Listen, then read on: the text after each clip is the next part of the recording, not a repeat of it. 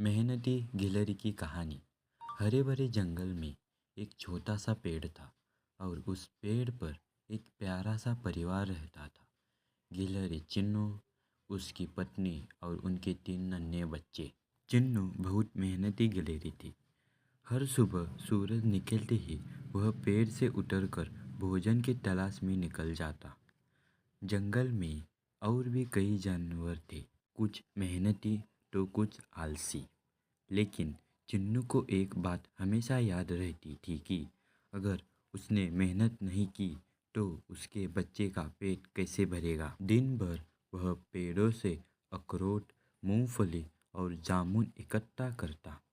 कभी कभी उसे कई मील तक दौड़ना पड़ता।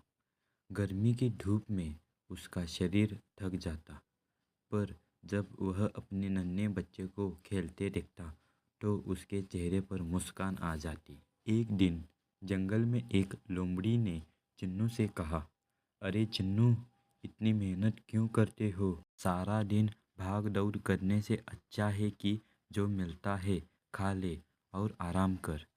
लेकिन चिन्नू ने शांत से जवाब दिया, लोमड़ी भाई, आराम तो सबको अच्छा लगता है, पर सर्दियाँ आने वाली है।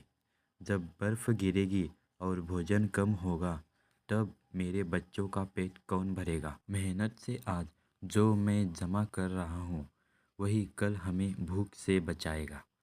लोमड़ी हंसकर चली गई, लेकिन चुन्नू ने उसकी बातों पर ध्यान नहीं दिया। दिन बीतते गए। धीरे धीरे ठंडी हवाएं चलने लगी। जंगल में सर्दी आ गई। पेड़ों से पत्ते झड़ गए, फल कम हो गए। अब बाकी जानवर को भोजन ढूंढना मुश्किल होने लगा। कई बार वे भूखे ही सो जाते। लेकिन चिन्नू के घर की स्थिति अलग थी। उसने अपने बिल में ढेर सारे अखरोट और फल जमा करके रखे थे। जब बच्चे भूख से रोते तो चिन्नू तुरंत उन्हें स्वादिष्ट मेवे निकाल कर देता। उसकी पत्नी गर्व से मुस्कुराती और कहती, देखा, तुम्हारी मेहनत ने हमारे परिवार को सर्दियों में सुरक्षित कर दिया। धीरे धीरे दूसरे जानवर भी समझ गए कि मेहनत करना ही असली समझदारी है। कई जानवर जो पहले आलसी थे अब चिन्नू से सीखने लगे। वे सोचने लगे कि आने वाले मौसम के लिए तैयारी जरूरी है। चिन्नू को बहुत खुशी हुई कि उसकी मेहनत ने केवल उसके परिवार के काम आई, बल्कि पूरे जंगल के जानवरों को भी एक नई सीख दी। शिक्षा।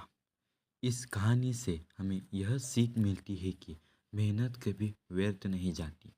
जो आज मेहनत करता है वही कल सुख शांति से जीवन बिताता है। धन्यवाद।